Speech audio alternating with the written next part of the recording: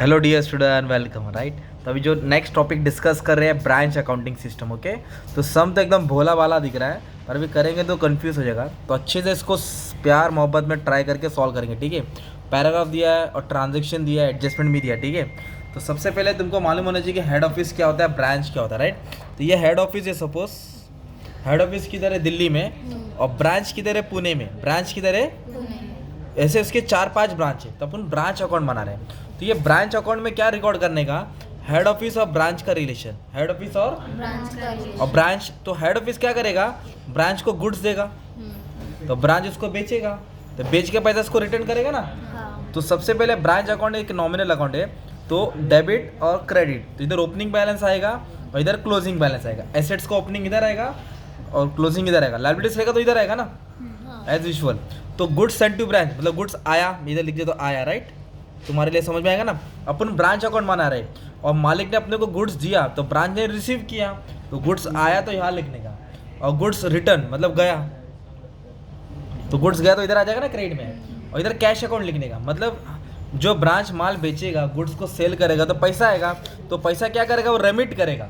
Remit मतलब देगा, तो कैश जा रहा है, तो कैश किसने दिया, ब्रांच ने किसको कैश दिया, हेड ऑफिस को दिया। राइट, ऐसे सब स्टार्ट होने वाला है। फिर इधर एक डेटर अकाउंट भी बनाना पड़ेगा, क्योंकि डेटर का क्लोजिंग बैलेंस नहीं है। कौन सा बैलेंस नहीं है, क्लोजिंग। तो एकदम धीरे धीरे अच्छे से स्टार्ट कर लेते हैं। राइट, क्वेश्चन का स्क्रीनशॉट ले लो। तो सबसे पहले क्या दिया, ओपनिंग बैलेंस दिया है, स्टॉक दिया है, डेटर्स दिया है, कैश दिया है और फर्नीचर दिया है ना। तो ये चारों क्या होता है, एसेट्स होता है। क्या होता है, तो चारों के नाम आपको डेबिट में लिख देने का है। चारों के नाम कहाँ लिख देने का है, डेबिट में। मतलब मेले में हम लोग 4 बच्चे घुमाने लेके गए, कितने बच्चे, तो घर पे भी 4 ही आना चाहिए ना यार।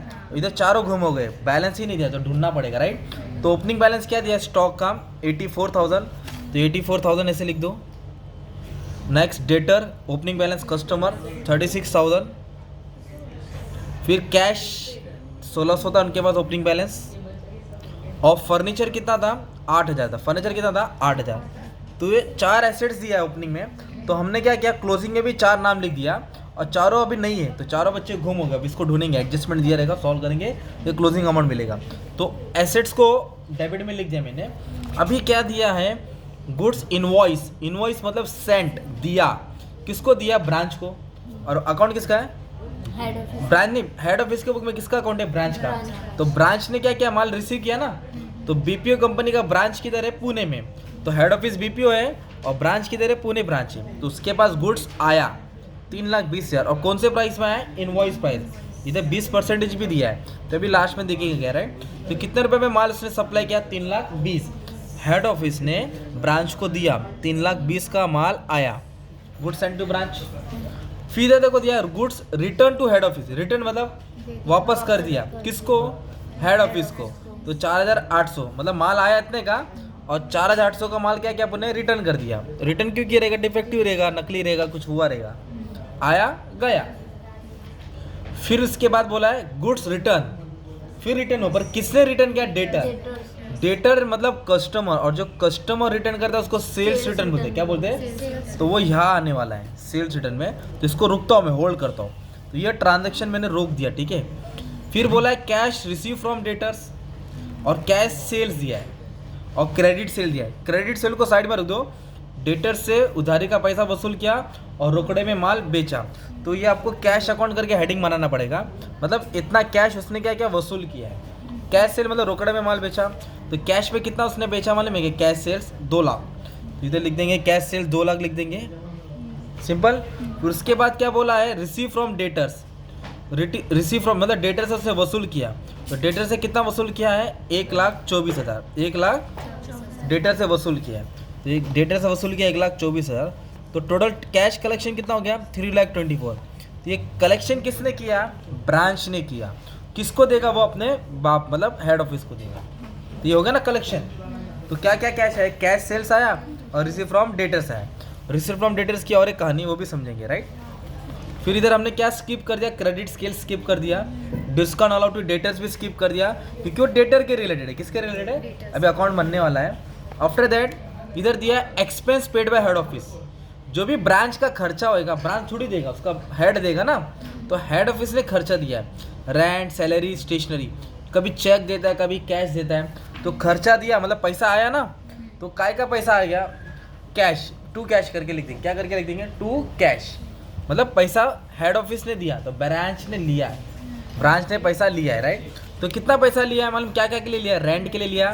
तो इधर रेंट का पैसा आ रहा है, इधर सैलरी का आ रहा है, और इधर प्रिंटिंग और स्टेशनरी का आ रहा है। तो 4800 आया रेंट का, सैलरी आया 9600। ये अमाउंट कौन पे किया, हेड ऑफिस ने। किसको दिया, पे करके इसको पे किया, किसको पे किया, ब्रांच को। ये टोटल क्या कर लेंगे, ऐड कर लेंगे, तो 30,400 आ जाएगा। कितना आ जाएगा, 30,400। तो 30,400 खर्चा आ गया, राइट। अब इसके बाद दिया है पेटी expense paid by branch manager 1200। क्या दे दिया, 1200, भारी क्लास दे दी। तो अभी अपने को डेटर अकाउंट पहले बनाना पड़ेगा। डेटर क्यों बनाना पड़ेगा, क्लोजिंग बैलेंस ढूंढने के लिए। तो उसके पहले मैं स्टॉक ढूंढ लेता हूँ, फिर कैश को सॉल्व करता हूँ, फर्नीचर, फिर डेटर को ढूंढता हूँ, राइट। तो स्टॉक के इधर दिया है, इधर क्लोजिंग स्टॉक दिया है। क्या दिया इधर, क्लोजिंग स्टॉक कितना दिया, 60,000। तो मेले में एक बच्चा चार घूम गया था ना, तो ओपनिंग स्टॉक था, क्लोजिंग स्टॉक मिल गया। तो क्लोजिंग स्टॉक का वैल्यू कितना दिया है, 60,000। कितना दिया है, तो ये 60,000 अपने लिख दिया, सिंपल। और फर्नीचर पे कितना परसेंट डेप्रिसिएशन बोला है, 10%। और फर्नीचर देखो कितना था अपने पास, 8,000 था। तो 8,000 पे 10% निकालेंगे तो 800 आएगा। तो 8,000 से 800 माइनस कर देंगे तो कितना आएगा, 7,200। कितना आएगा, 7,200। ये भी सिंपल हो गया। अभी कैश क्या बोला था, उनके पास ना 1,600 कैश था। कितना कैश था, जिसमें से पेटी एक्सपेंस, छोटा मोटा खर्चा, paid by branch manager, branch manager ने 1200 खर्चा किया। 1,600 था जेब में, 1200 खर्चा किया। कितना अमाउंट था, 1,600। स्पेंड कितना किया, 1200। तो बचेगा कितना, 400। तो ये क्लोजिंग बैलेंस हो गया, राइट। अब एक बच्चा कहाँ गुम हो गया मेले में, वो मालूम ही नहीं है अभी, और वो है डेटर। तो जो डेटर है, तो उसके लिए अपन डेटर अकाउंट बनाएंगे। तो डेटर का ओपनिंग बैलेंस इधर आएगा, to balance brought down by balance carry down. इधर ओपनिंग बैलेंस लिखने का, इधर क्लोजिंग। ओपनिंग तो है अपने पास 36,000, क्वेश्चन में दिया था ना 36, तो इधर 36 लिख सकते हैं, चलो। और ढूंढना क्या है, क्लोजिंग ढूंढना क्या है, ठीक है। तो ये डेटर अकाउंट आपको याद करना पड़ेगा। डेबिट में क्रेडिट सेल आएगा, क्या आएगा डेबिट में क्रेडिट सेल आएगा। और क्रेडिट साइड क्या आएगा, कैश रिसीव फ्रॉम डेटर्स। क्या आएगा, cash receive from debt, sales return, discount allow, bad debts. तो अभी हमारे पास देखो इधर दिया है क्रेडिट सेल्स 1,28,000। कितना दिया है, इसको डेबिट कर देंगे, क्रेडिट को डेबिट कर दिया, सिंपल।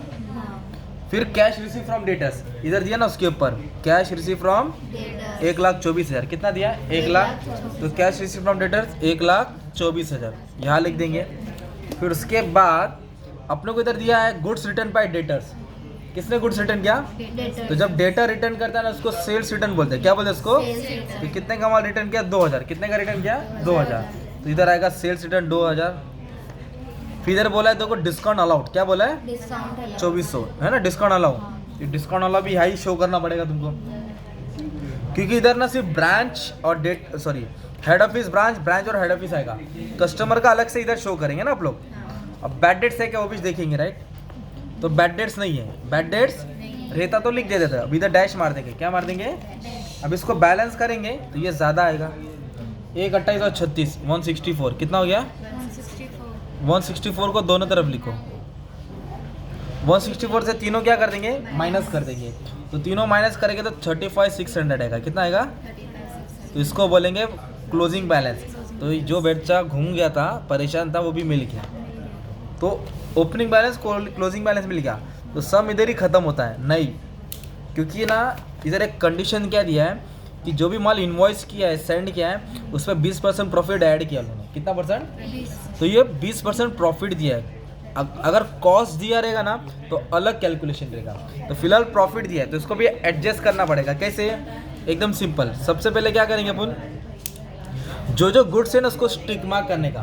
तो सबसे पहले स्टॉक दिया, क्या दिया है, ये गुड्स होता है, हाँ। और एक गुड्स इधर था, तो इधर कितने गुड्स मिले, 2।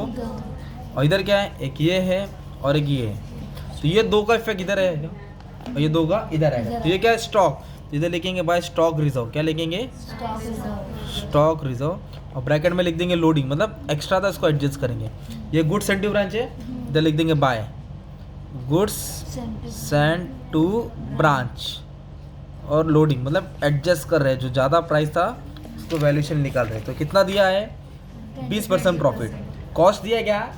कॉस्ट वाला नेक्स्ट वीडियो में बताएंगे। तो सिंपली क्या करने का था, इसके ऊपर 20% उठा के इधर लिखने का था। स्टॉक 84 है, स्टॉक कितना है, उसके ऊपर 20% निकाला 16,800, कितना आया? इधर आया 16,800। ये 3,20,000 है ना, तो 3,20,000 के ऊपर कितना निकालेंगे? 20%। तो 64,000 आ गया। ठीक है, वैसे ही सेम इसको करेंगे। ये क्या गुड्स रिटर्न है, तो इधर आएगा डेबिट में टू गुड्स रिटर्न, क्या लिखेंगे? ब्रैकेट में क्या लिखेंगे?